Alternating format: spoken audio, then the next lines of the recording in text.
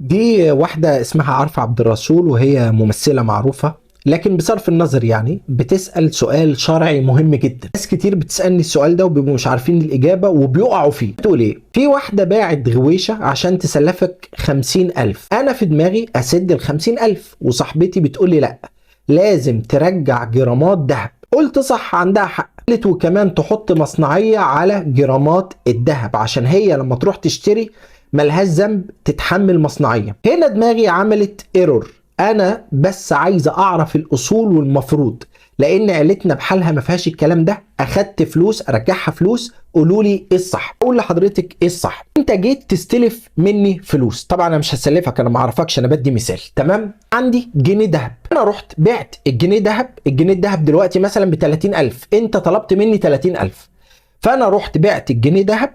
تمام؟ جاب لي ال 30 ورحت مديك كام؟ 30,000 في ايديك. جيت انت تردهم لي بعد سنه، قلت لك لا، انا مش عايز ال 30,000، قيمتهم نزلت، انا عايز جنيه ذهب لان انا بعت الجنيه ذهب. انت تقول لي لا، انا واخد منك فلوس.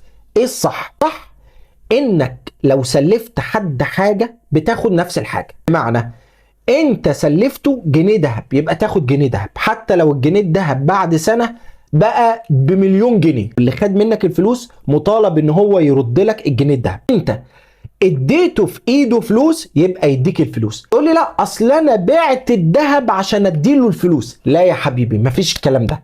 طالما بعت الذهب، انت اللي بعته ورحت اديت له الفلوس، يبقى هو خد منك ايه؟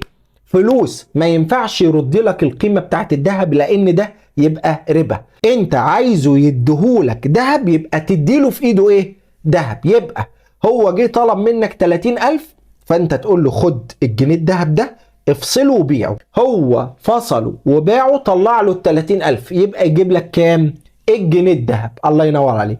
اديت له 30,000 يبقى يرد لك ال 30,000. مفيش حاجة تيجي تقول له أنا بعت ذهب عشان أديك ال 30,000. إن شاء الله تكون الإجابة وصلت للناس الكتير اللي بتسألني السؤال ده.